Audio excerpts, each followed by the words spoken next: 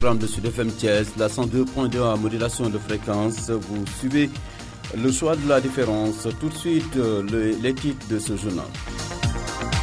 Nous sommes le vendredi 6 février 2015 au sommaire. Lutte contre le grand banditisme à Thiès. La police a mis aux arrêts des membres du gang qui écumaient la cité du Rail ces derniers temps. L'un des prévenus est décédé hier des suites de blessures après évacuation à l'hôpital régional El Amadou Sakhir Ndiéguène de Thiès. La police tente d'apporter des précisions. Célébration aujourd'hui de la journée de lutte contre les mutilations génitales féminines sous le slogan Zéro excision.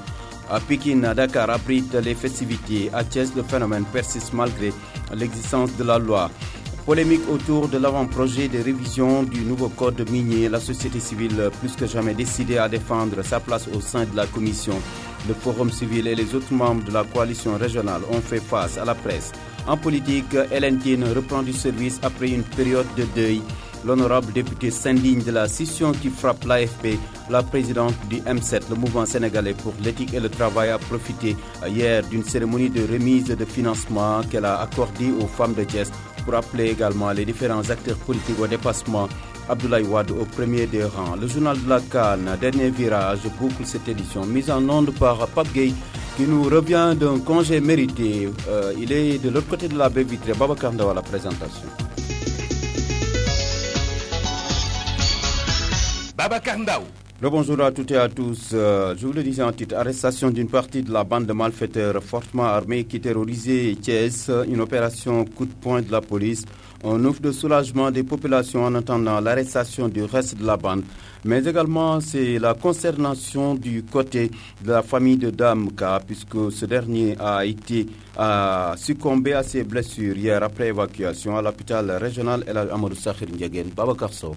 Arrestation mouvementée de la bande de malfaiteurs qui occupait les paisibles citoyens de la cité du Rail par les forces de sécurité. L'un d'eux, du nom de Damka, âgé d'une trentaine d'années, rend l'âme. Il serait décédé de ses blessures. Une triste nouvelle pour ses parents de Tchonakh, d'où il est originaire. À l'annonce de la nouvelle, les parents de Damka en pleurs, dont la plupart pointaient du doigt à la police, s'étaient regroupés en masse devant les locaux du commissariat central de Thiès. Sur les lieux, pas d'interlocuteurs ou de voix autorisées pour se prononcer sur la situation. Mort à la police ou à l'hôpital, mystère et boule de gomme. En tout cas, ses parents désemparés, qui se lamentaient tout simplement dans leur langue d'origine, disaient que son corps est retenu à l'hôpital El Amadou Sakhir Ndiéguène de Thiès. Il faisait partie de la première bande arrêtée qui a dénoncé les autres malfaiteurs suite à plusieurs braquages des pharmacies et autres lieux de commerce de Thiès, selon ses parents, ce qui pose encore le problème des personnes décédées en détention. Une affaire à suivre.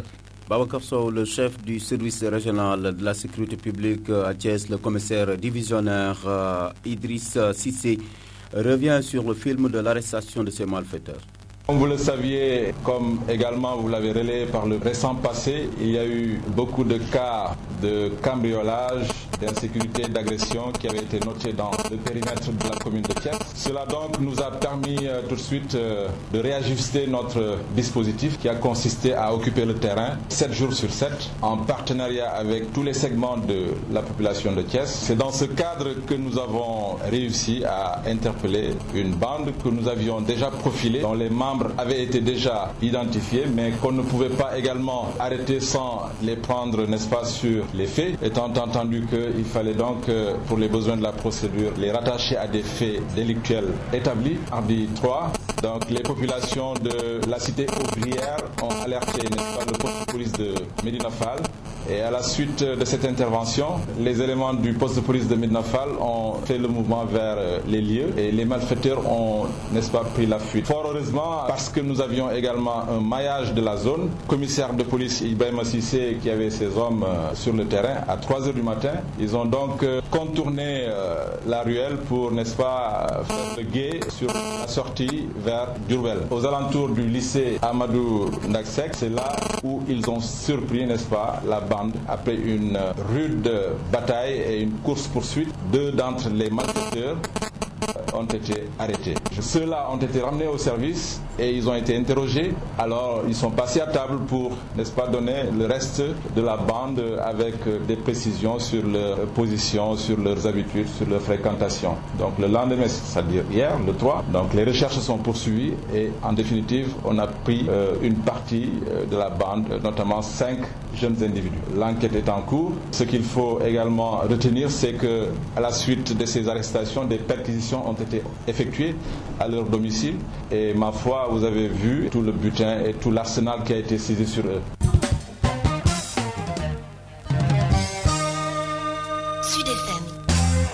À Thiès, le phénomène de l'excision n'est pas encore totalement enrayé. Le point focal du réseau africain pour le développement intégré, RADI, à Thiès, confirme Mme Gueye Mariamadem. Nous avons beaucoup de cas de viol, mais quand même, nous avons aussi des cas d'excision. Bon, je dirais que c'est un problème culturel, parce que malgré la présence de la loi, on observe quand même de la résistance au niveau de certaines localités, au niveau des villages environnants, dont les occupants sont souvent d'autres ethnies qui ne sont pas les Wolofs, notamment mes parents Poulard et les Mandingues. Les Bambara aussi. Pourtant, la loi interdisant l'excision existe bel et bien au Sénégal, reconnaît la présence de l'antenne régionale du comité de lutte contre les violences faites aux femmes à Thiès. C'est ancré, ce sont des valeurs qui entrent dans notre culture. Donc c'est pas très facile de dire à une personne cette pratique n'est pas bonne. Mais il y a un chanteur qui a dit qu'il faut regarder dans nos us et coutumes ce qui est bon, essayons de garder. Ce qui est moins bon, essayons de nous en départir. Mais comme je l'ai dit, ce n'est pas du tout facile. La dissuasion et la communication, telles sont les stratégies suggérées par le point focal du RADI à Thiès, Maria Madem. Donc il faut beaucoup de sensibilisation, beaucoup de communication pour arriver quand même à convaincre les populations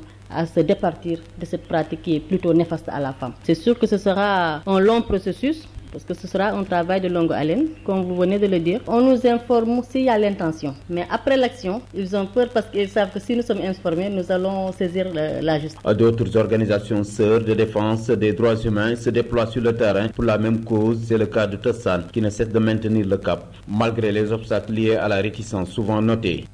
Rappelons que les festivités sont célébrées aujourd'hui à Pékin, à Dakar. Polémique entre la Commission nationale de révision du code minier, les membres de la société civile à Thiès, le Forum civil et les autres membres de la coalition régionale des organisations de la société civile affûtent leurs armes et soutiennent la coalition nationale qui avait boudé l'atelier de partage d'avant-projet tenu le 3 février à Dakar.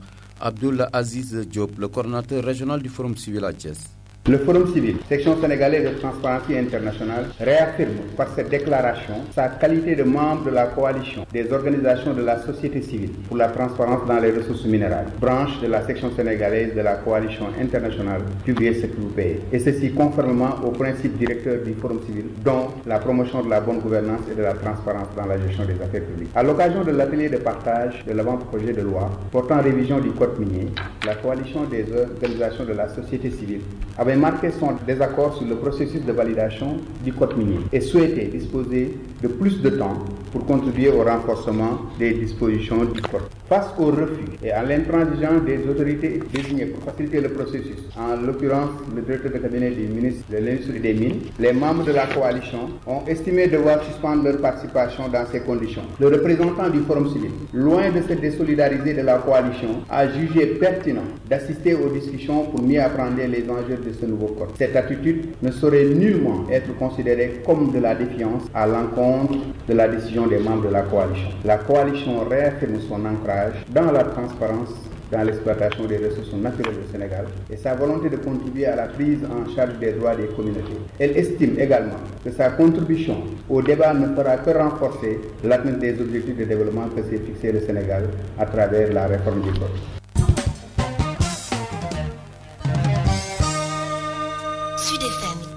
À 10h10 dans les studios de Sud FM, Sen Radio Thiès. Vous avez bien raison de choisir la meilleure des bandes radio de Thiès. Atelier de formation des élus locaux et des administrateurs sur la convention de Stockholm et autres textes sur les produits chimiques. La direction de l'environnement à travers le projet ONU-FEM sensibilise sur les dangers des polluants organiques persistants.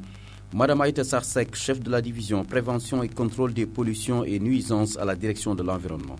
Cet atelier a été organisé dans le sens de former les autorités locales et administratives sur la Convention de Stockholm sur les polluants organiques persistants. Donc, convention qui a été signée et ratifiée par le Sénégal et qui est entrée en vigueur depuis 2004. Et par rapport à cela, donc, c'est échanger avec les autorités locales et administratives sur la problématique associée aux polluants organiques persistants, mais aussi échanger avec ces derniers sur les textes disponibles en matière donc de gestion de ces polluants organiques persistants. Le projet, c'est un projet de renforcement des capacités, donc qui intègre un programme global de renforcement de capacités qui a été initié par le Fonds mondial pour l'environnement et son partenaire donc d'exécution qui est l'ONUDI. Donc c'est un projet qui regroupait beaucoup de pays africains et qui a abouti donc à l'expression par ces pays des besoins qu'ils ont par rapport à la mise en œuvre de la Convention de Stockholm. La question des polluants organiques persistants intéresse le conseil départemental de Thiès. Sa présidente de commission environnement parmi les participants se réjouit de cette rencontre. Madame K. Mamdia Reboussofal. Nous devons être en mesure de pouvoir parler correctement à nos mandats. Et pour ce faire, il doit falloir que nous ayons la connaissance de ce que nous allons dire à ces mandats. Raison pour laquelle nous sommes venus assister à cet atelier de formation de 2 jours qui parle des polluants, surtout au niveau agricole et au niveau économique. Donc, l'atelier a son importance parce que nous aurons à vulgariser tout ce que nous aurons à apprendre aujourd'hui et demain. Nous aurons à parler du code de l'environnement et on ne peut pas parler du code de l'environnement sans parler des polluants et des dangers de ces polluants. Donc cet atelier a une importance assez capitale pour nous et nous espérons que nous allons apprendre beaucoup de choses que nous aurons à démultiplier au niveau de nos collectivités.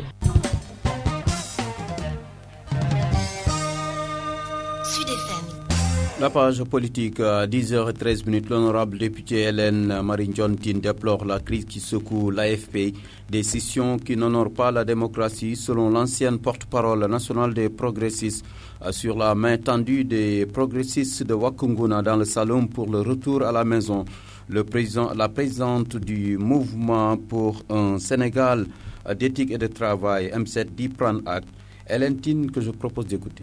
Regretter ce qui s'est passé à l'AFP. C'est vrai, je ne veux pas m'immiscer dans les affaires de l'AFP, mais je pense que l'AFP ne mérite pas cette situation et même le secrétaire général de l'AFP ne mérite pas de vivre cette situation. C'est vraiment regrettable et j'ai dit à tous ceux à qui je pouvais le dire que j'étais de tout cœur avec eux. C'est pas de gaieté de cœur qu'on constate qu'une œuvre de plus de 15 ans donc soit en train de se dégrader. Je pense que chacun et chacune des responsables de l'AFP et des militants prendront de la hauteur pour sortir l'AFP de cette situation. Maintenant, le reste, c'est c'est un vœu qui est émis. Bon, moi, j'ai pris la décision de prendre du recul par rapport au parti parce que j'ai été, je dis à ceux qui réclament aujourd'hui un congrès pour valider une décision du bureau politique, que eux aussi, ils ont hérité des responsabilités qui ont été données au congrès et qu'un bureau politique a retiré. Mais comme ça faisait leur affaire, ils n'ont pas demandé à ce que cela soit au congrès. Je me suis retrouvé du jour au lendemain qu'un bureau politique de l'AFP décide de dire ok,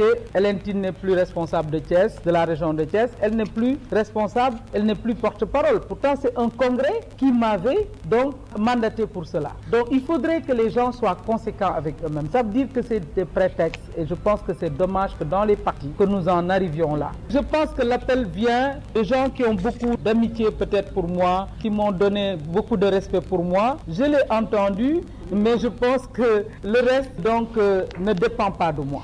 Nous restons avec l'honorable député Hélène Tine qui s'est prononcé sur la tension dans l'espace politique sénégalais. La parlementaire appelle à la retenue des différents acteurs et au respect de la justice. Hélène Tine invite le président Abdoulaye Wade à mériter son titre d'ancien chef d'État. Je rappelle qu'elle a procédé hier à une cérémonie de remise de financement à des femmes de Thiès.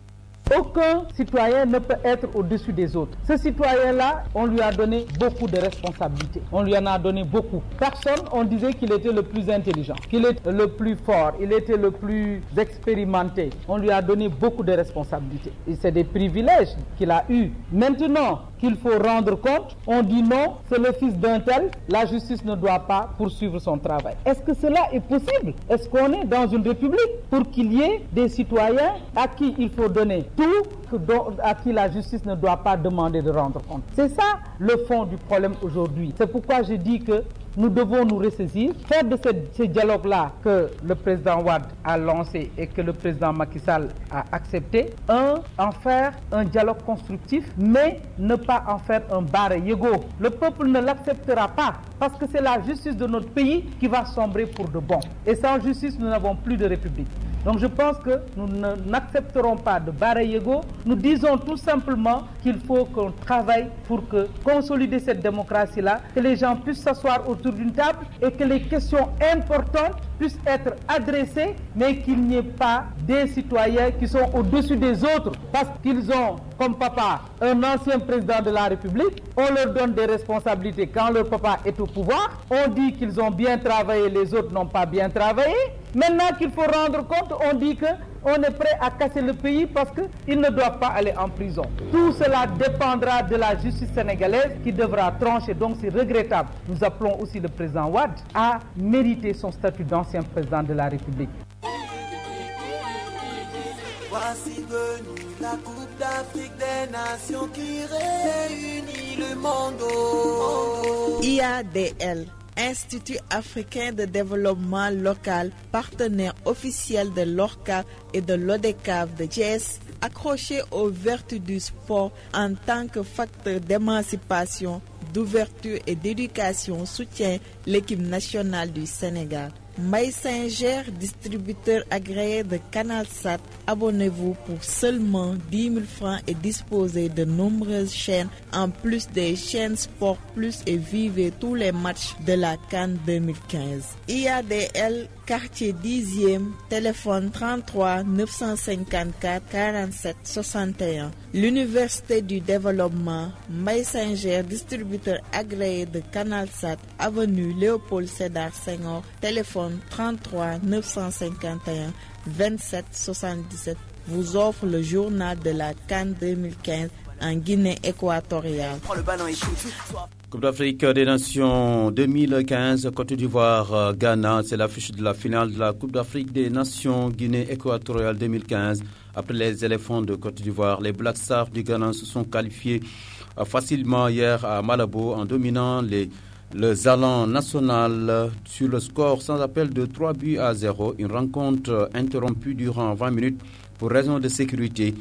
Journal de la CAN 2015, l'avant-dernier, une présentation de Pape Amadou Ndiaye. Bonjour.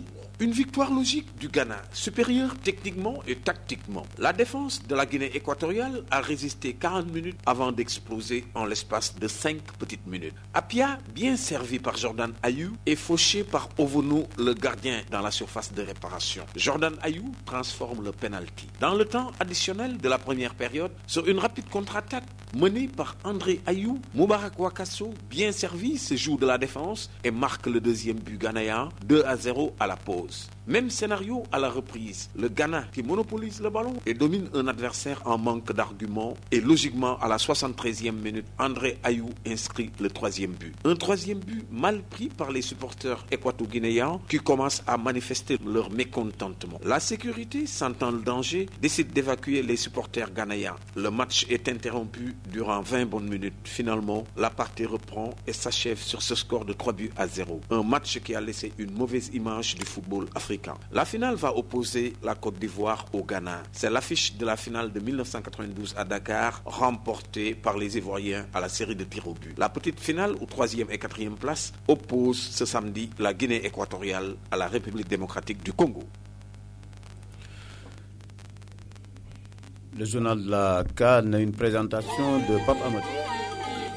Voici venue la Coupe d'Afrique des Nations qui réunit le monde. IADL, Institut africain de développement local, partenaire officiel de l'ORCAV et de l'ODCAV de Thiès, accroché aux vertus du sport en tant que facteur d'émancipation, d'ouverture et d'éducation soutient l'équipe nationale du Sénégal. Mbaye Singer, distributeur agréé de CanalSat, abonnez-vous pour seulement 10 000 francs et disposez de nombreuses chaînes en plus des chaînes Sport Plus et vivez tous les matchs de la CAN 2015. IADL, quartier 10e, téléphone 33 954 47 61. L'Université du Développement, Mbaye Singer, distributeur agréé de CanalSat, avenue Léopold Sédar Senghor, téléphone 33 951 27 77 vous ont offert le journal de la CAN 2015 en Guinée équatoriale. Mesdames et messieurs, c'est la fin de cette édition. Juste retenez dans votre agenda que le directeur de l'horticulture du Sénégal, Macoumba Diouf, sera demain hôte des maraîchers de Kayar. Une visite qui entre dans le cadre de la campagne horticole 2014-2015. Et puis, retenez également que le cadre de réflexion et d'action des jeunes républicains de Thiès organise demain un panel à partir de 15h. C'est dans le cadre du démarrage de leurs activités pour l'animation de l'APR à Thiès. Un panel qui sera animé par le ministre de la Jeunesse, Mamba Ignan. Babacar Ndaw